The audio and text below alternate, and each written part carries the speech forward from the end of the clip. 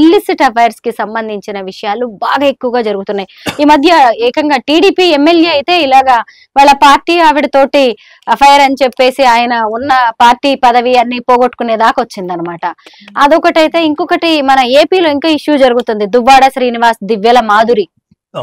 అసలు జనమంతా ఏమంటున్నా గానీ ఎవరి జీవితాలు వాళ్ళవి, మేము ఇలాగే ఉంటాము అన్నట్టుగా చివరికి ఇల్లు కూడా నేను రాయించుకున్నాను, ఆయనకి అప్పిచ్చాను అని కూడా ఆవిడ మాట్లాడుతుంది.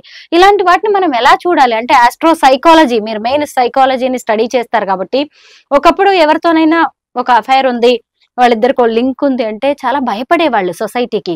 కానీ ఇప్పుడు ధైర్యంగా మీడియా ముందుకు వచ్చి అందరి ముందు ఒప్పేసుకునే పరిస్థితి ఎలా వచ్చిందంటారు? ఇప్పుడు మీరు ఒక వ్యక్తి గురించి చెప్తున్నారు, భార్య కాకపోయినా గానీ ఆస్తి రాయించేసుకుందని చెప్తారు. అందులో మీరు చూడాల్సిన 2 కోణాలు. ఆయన డైరెక్ట్ గా వాళ్ళ కుటుంబ సభ్యుల్ని కొట్టడానికి పోలీసు వాళ్ళ ముందు వెళ్ళాడు. అవునండి. ఇంకా మీరు అందులో వైఫ్ కూతుళ్ళని కొట్టడం పక్కన పెట్టి ఎంత అన్పార్లమెంటరీ లాంగ్వేజ్ వాడించారా? అవును. ఆడవాళ్ళు ఏమైనా తప్పు తినరా? ఇప్పుడు చూడండి, ఇప్పుడు ఆడవాళ్ళు కూడా కౌంటర్ అటాక్. అతను వాళ్ళ మధ్యలోకి వచ్చి వైలెంట్ గా బిహేవ్ చేశాడు. తర్వాత మీడియా ముందుకు వచ్చినప్పుడు కూడా నేను జీవితంలో ఎప్పుడు హ్యాపీగా లేను, ఫస్ట్ టైం నా లైఫ్ లో హ్యాపీనెస్ అంటే ఏంటో నాకు తెలిసింది, ఆమె నన్ను బాగా అర్థం చేసుకుంది అని చెప్పాడు. ఇప్పుడు 2 పిల్లలు పుట్టిన తర్వాత 2 పిల్లలు కూడా పెళ్లి వయసుకు వచ్చిన తర్వాత ఆల్మోస్ట్ ఒక ఆమెకి పెళ్లి అయిపోయింది, ఇంకొక ఆమెకి పెళ్లి. సో అతను చెప్పిన దాంట్లో ఒక కోణం అయితే ఆమె కూడా ఏం చెప్పింది, అతను నాకు దైవాంశ సంబుద్ధుడు అని చెప్పింది, దేవుడు లాంటి వాడు అని చెప్పింది. అవునా కదా, దేవుడు లాంటి వాడు అని చెప్పింది. సో ఒక దేవుడు ఏం కోరుకున్నాడు ఆమె నుంచి, ఆమె ఇచ్చింది. ఒక భక్తురాలు దేవుడి నుంచి ఏం కోరుకుంటుందో ఆయన ఇచ్చాడు. ఓకే, భగవంతుడికి భక్తుడికి కావాల్సినటువంటి ఆ మధ్యలో ఇల్లు మెటీరియలైజ్ అయింది, వర్కౌట్ అయింది. అవునా కదా. సో ఇందులో మనము సామాజిక కోణాన్ని కూడా చూసుకోవాలి. అంటే సొసైటీలో ఎంతమంది ఇట్లా సర్ప్రైజ్డ్ గా, అంటే హస్బెండ్ కి ఎఫ్ఐఆర్ ఉందని తెలిసినా సర్ప్రైజ్డ్ గా ఉండేవాళ్ళు, వైఫ్ కి ఎఫ్ఐఆర్ ఉందని తెలిసినా సర్ప్రైజ్డ్ గా ఉన్నారు అనే వాళ్ళు ఇప్పటికి కూడా ఉన్నారు. ఇంకా అది కమ్యూనిటీకి భయపడి, తల్లిదండ్రులకు భయపడి, లేదా వాళ్ళు విడాకులు అయిపోతే మనం రేపు పొద్దున పిల్లలు కష్టం అవుతుందని, ఇలాంటి సమాజం ఇంకా ఉంది. ఇప్పుడు ఈ బహిరంగంగా సమాజంలోకి వచ్చి నాకు నా సివిల్ లాస్, నా సోషల్ లాస్, నా పర్సనల్ లాస్, నా ఫిజికల్ లాస్ ఇవన్నీ ఫైట్ చేసే సమాజం కూడా ఈక్వల్ గా పెరిగింది. ఎందుకు పెరిగింది అంటే ఇప్పుడు ఫస్ట్ థింగ్ మెయిన్ ఏంటంటే మనకి ఆర్థిక పరమైన విషయాల్లో అవగాహన చాలా పెరిగింది. ఒకప్పుడు ఏంటి, మీరు ఏం చేసినా వైఫ్ హస్బెండ్ మీద డిపెండ్ అయ్యే సమాజమే ఉండేది ఎక్కువగా. ఇప్పుడు ఏమైపోయింది, మీకు ఆర్థిక స్తోమత పురుషులకు ఎంత ఉందో అంత సమర్థవంతమైన ఆర్థిక స్తోమతను పెంచుకునేటువంటి అవకాశాలు స్త్రీలకు కూడా ఉన్నాయి. అవునండి. సో అలాంటప్పుడు ఇక్కడ మధ్యలో ఏంటి, ఇప్పుడు ఇద్దరి మధ్యలో ఆర్థిక స్వేచ్ఛ ఉంది, ఆర్థికంగా ఇద్దరు బలంగా ఉన్నారన్నప్పుడు మిగతా విషయాల్లో ఏమొస్తాయి, అక్కడ financially both are well settled. ఎప్పుడైతే ఆర్థికంగా మనం బలంగా ఉంటామో మన లోపల ఉన్నటువంటి ఆలోచనలు వాటికి పరిధి లేకుండా బయటకు వస్తాయి మేడం. మీరు ఎప్పుడైనా గుర్తుపెట్టుకోండి, ఒక రిక్షా వాడు ఇవాళ ఎందుకు అణిగిమణిగి ఉంటాడు, ఒక ఆటో వాడు ఎందుకు అణిగిమణిగి ఉంటాడు, ఎందుకు అణిగిమణిగి ఉంటారంటే వాళ్ళకి నిజంగా ఆర్థికంగా బలంగా ఉండి వాళ్ళకంటూ ఒక సొంత సెక్యూరిటీ, ఫైనాన్షియల్ సెక్యూరిటీ, ఒక ఇల్లు ఉంది, వాళ్ళకంటూ ఒక బ్యాంక్ బ్యాలెన్స్ ఉంది అనుకోండి, వాళ్ళ యాటిట్యూడ్, వాళ్ళ మాట్లాడే మాట మారిపోతుంది. అట్లాంటిది వీళ్ళు ఇన్ని లక్షలు, ఇన్ని కోట్లు సంపాదించుకున్న వాళ్ళు ఏ కారణాల వల్ల వీళ్ళు ఇన్ని రోజు అణిచిపోయబడ్డారు అంటే, ఒకటి కమ్యూనిటీ వలన, చుట్టుపక్కల ఉన్నటువంటి వ్యక్తుల వలన, ఒక వ్యవస్థ. ఇప్పుడు పాలిటిక్స్ లో ఉన్నాడు ఆయన, అవునా, ఆయన పవన్ కళ్యాణ్ గారి గురించి ఎన్ని విమర్శలు చేశాడు. స్పెషల్ గా ఒకసారి ప్రెస్ కాన్ఫరెన్స్ పెట్టి ఆయన ఎలా మేనేజ్ చేశారో నాకు ఇప్పుడు అనిపిస్తుంది, నేను ఇన్ని సమస్యలు ఎదుర్కొన్నాక. ఒకవేళ మీరు చెప్పండి మేడం, అది జర్నలిస్ట్ గా, ఒకవేళ మొన్న అదే గవర్నమెంట్ ఉంటుంటే ఆయన ప్రెస్ కాన్ఫరెన్స్ పెట్టేవాడా? లేదు, ఖచ్చితంగా అసలు వ్యవహారం బయటకు వచ్చేది. సో చూడండి, ఎందుకంటే అవకాశవాదమే కనిపిస్తుంది. పరిస్థితుల్ని బట్టి మనం సమాజానికి మనం చెప్పాలనుకుంటున్నాం మన విశ్లేషణని అప్పుడు ఉన్నటువంటి పరిస్థితులకు అనుగుణంగా మాట్లాడుతుంటాం. అది కరెక్ట్ కాదు కదా. సో ఆడవాళ్ళు కూడా అంత ఓపెన్ గా ఉన్నారు మేడం. ఇవాళ మీరు రోజు ట్రీల్స్ గానీ మీరు ఏమన్నా మీరు యూట్యూబ్ లో చూస్తే ఆడవాళ్ళు లైక్స్ కోసం, వ్యూస్ కోసం ఏమేమి చేయట్లేదు మీరు చూడండి. కరెక్టేనండి. అది అందులో ఏంటంటే కేవలం డబ్బే. మళ్ళీ వాళ్ళు ఎవ్వరు కూడా వాళ్ళు పడుపు వృత్తికి గానీ వ్యభిచారం చేసే వాళ్ళు ఎవ్వరు ఉంటారు అందులో. ఐడెంటిటీ క్రైసిస్ కూడా ఇన్ని రోజులు 4 గోడలకే పరిమితం అయిపోయి వాళ్ళ టాలెంట్ ని ఎవరు గుర్తించక, సుష్మా భూపతి అనే ఆమె రీల్స్ చూస్తే మీకు ఆశ్చర్యం వేస్తదండి. ఎందుకంటే ఆమె సూపర్ డాన్సర్, ఒక ప్రైవేట్ టీచర్ అన్నమాట. ఇన్ని రోజులు ఆమె ఏదో నర్సరీ పిల్లలకి వాళ్ళకి వీళ్ళకి టీచర్ గా పాఠాలు చెప్పుకుంటూ ఉండేది. అలాంటి ఆమె డాన్స్ ఒక్కసారి ఇన్స్టాలోకి వచ్చిన తర్వాత ఆమె ఫేట్ మారిపోయింది అనమాట. లక్షల్లో ఆమెకి ఫాలోవర్స్, తర్వాత మిలియన్స్ లో వ్యూస్.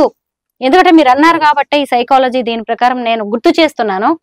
అసలు ఆమె వాళ్ళ కొడుకుతో కూడా కొన్ని డాన్సులు చేస్తా ఉంటారు, దాన్ని విపరీతంగా ట్రోల్ చేస్తున్నారు, జనం తప్పుపడుతున్నారు. మీరేమంటారు దీని మీద? చూడండి మేడం, ట్రోల్ చేసే వాళ్ళ వీడియోలు ఎక్కువ చూస్తున్నారు, అది చెప్పండి. అది కూడా కరెక్టే. అవును, ఆమె ఏమాత్రం పట్టించుకోదు ఎవరిని కూడా. మంచి వీడియో పెట్టినప్పుడు ఆ మంచి వీడియోకి ఎన్ని వ్యూస్ వస్తున్నాయో చూద్దాం. సమాజానికి పనికి వచ్చే ఒక అంశం మాట్లాడదాం, ఎన్ని వ్యూస్ వస్తాయో చూద్దాం. ఎందుకు పనికి మాలిన స్క్రాప్ సమాజానికి గానీ, వ్యక్తి అంటే వాళ్ళ సొంత జీవితానికి కూడా వాళ్ళు ఏమి చేసుకోని వ్యక్తుల గురించి మనం చర్చ పెడదాం. చూసుకోండి మీకు వ్యూవర్షిప్ ఎవరు ఎక్కువ వస్తుందో. సో ట్రోల్ అయిన వాళ్ళకి ఎక్కువగా ఫాలోయింగ్ ఉంది కాబట్టి ఎట్లా ట్రోల్ అయితే మనం ఇవాళ రికగ్నైజ్డ్ పర్సన్ అవుతాము. బయటికి వెళ్ళాక జనాలు రాళ్ళతో కొట్టారా, చెప్పుతో కొట్టారా, అది కూడా మళ్ళీ ట్రోలింగే. నలుగురు వచ్చి కొడితే అది కూడా వీడియో తీసుకోవడం, మళ్ళీ పెట్టుకోవడం, మళ్ళీ వచ్చి మీడియాలో కూర్చోవడం. అవునా కదా? ఇప్పుడు మనలాగా మనం చర్చ పెట్టినటువంటి లావణ్య కూడా ఎవరికి తెలియదు. ఆమె చెప్పుతో కొట్టిన తర్వాతనే కదా ఆమె రికగ్నైజేషన్ పెరిగిపోయింది ఒక్కసారి. ఇలా ఆడవాళ్ళు విచ్చలవిడిగా రీల్స్ చేయడము, అసలు అవసరానికి మించి కూడా ఎక్స్పోజ్ చేసుకోవడం అనే దాని మీద మీ విశ్లేషణ ఏంటి? అంటే నేనే కాదు మేడం, ఇప్పుడు డిపార్ట్మెంట్ ఆఫ్ సైకాలజీ కూడా వెస్టర్న్ సైకాలజీ కొన్నిటి మీద రీసెర్చ్ చేసింది. మొన్నటి దాకా ఫేస్బుక్ డిజార్డర్ అన్నది లేదు. ఫేస్బుక్ ఇంట్రడ్యూస్ అయిన తర్వాత మీరు ఒక సెల్ఫీ తీసుకున్నారు, లేకపోతే ఎక్కడన్నా ఫోటో దిగారు, ఎన్ని సెకండ్స్ లో, ఎన్ని నిమిషాల్లో మీరు ఫేస్బుక్ లో పోస్ట్ చేస్తున్నారు. So you are addicted for seeing your photographs, likes, views in Facebook, social media. దాని మీద ఒక పర్సన్ సౌత్ ఆఫ్రికా ఇట్లా కొన్ని కంట్రీస్ లో ఆమె రీసెర్చ్ చేసి ఈ ఫేస్బుక్ డిజార్డర్ కూడా ఆమె తీసుకొచ్చి ఇంట్రొడ్యూస్ చేసింది. ఈ ఫేస్బుక్ లేక ముందు సైకాలజీలో ఎక్కడ ఉన్నది? సో ఇప్పుడు ఇంకొక రీసెర్చ్ కూడా ఏం జరిగిందంటే, ఆడవాళ్ళ క్రైమ్ రేట్ ఎంత పెరిగింది గడిచిన 20 ఏళ్లలో. ఆడవాళ్ళు చేస్తున్నదా, ఆడవాళ్ళ మీద ఆడవాళ్ళు స్వయంగా చేస్తున్నారు. ఆడవాళ్ళు 20 ఏళ్ళు అంటే 18-20 ఏళ్లలో గణనీయంగా పెరిగినటువంటి క్రైమ్ రేట్ ఎంత? ఆడవాళ్ళ మీదగా. ఒకప్పుడు ఎంత ఉంది మేడం అది రేట్ పర్సెంటేజ్? 7.5 ఉండే, ఇప్పుడు 56% అయింది. ఎందుకు ఇలా? ఇప్పుడు మీరు అడిగిన ప్రశ్నకి అది రిలేటివ్ ఆన్సర్. అది అంటే ఈ డాన్స్లు, ఈ ఓవర్ ఫోకస్ లేదంటే వాళ్ళకి కంపల్సివ్నెస్ పెరిగిపోయింది. అంటే డబ్బు ప్రధానంగా. అంటే ఇది రీసెర్చ్ ఇన్ఫర్మేషన్ నేను చెప్తున్నాను. Compulsiveness, what is compulsive? What is compulsive? Lavanya is compulsive about Raj Tarun. By hook or crook నాకు నా హస్బెండ్, ఆమె హస్బెండ్ క్లెయిమ్ చేస్తున్నాను, నా హస్బెండ్ నాకు కావాలి. ఈ కంపల్సివ్నెస్ వల్ల ఏం చేస్తున్నావు నువ్వు? ఎక్కడ దూరం అయిపోతాడు అన్న ఊహకు కూడా నువ్వు వైలెంట్ గా రియాక్ట్ అవుతున్నావు. ఒక ఊహ వస్తుంది ఏంటంటే, పలానా అమ్మాయి వల్ల నా భర్త నాకు దూరం అయిపోతాడు, సో ఇక్కడ నుంచి బాంబే వెళ్ళిపోవడం, వాళ్ళ ఇంట్లో కూర్చోవడం, అక్కడ ఒకవేళ ఇల్లీగల్ కదా, అది మనం ఒక ఇంటికి వెళ్ళడం అనేది ఇల్లీగల్ కదా, వాళ్ళ పర్మిషన్ లేకుండా. వీళ్ళకి తెలియదు అది, తెలుసు కాన్సిక్వెన్సెస్ ఏమైతే నాకేంటి అంటే ఏంటి? Compulsiveness is increasing in women. What is compulsiveness? Is husband is your compulsiveness? Boyfriend కోసం భర్తల్ని చంపేసిన ఆడవాళ్ళు ఎంతమంది ఉన్నారు చెప్పండి? బాయ్ ఫ్రెండ్ సపోర్ట్ తోని ఒకటే నెలలో మూడు హత్యలు జరిగితే డిబేట్కి వెళ్ళాను, ఎలక్ట్రానిక్ మీడియాలో డిబేట్కి వెళ్ళాను 2018లో 19లో. ఒక్కటే నెలలో 3. ఒక ఆమె అయితే ఇన్సూరెన్స్ డబ్బులు వస్తాయని చెప్పేసి కూడా చంపేసి ఫేస్ అంతా మార్పింగ్ కూడా చేసింది. ఇద్దరు కలిసి చేశారు. ఆ ముగ్గురులో ఒక ఆమె 2 పిల్లల్ని కూడా చంపేసింది. ఎస్, ఇది పేపర్లో అంతా వచ్చింది. సో దాన్ని బట్టి మీకు ఏం తెలుస్తుంది? కంపల్సివ్నెస్. మీకు ఎప్పుడైతే నాకు ఇది చాలా ఇంపార్టెంట్, ఇది నాకు అవసరం, ఇది లేకపోతే నేను బతకలేను, దీనికోసం నేను ఏమన్నా చేస్తాను,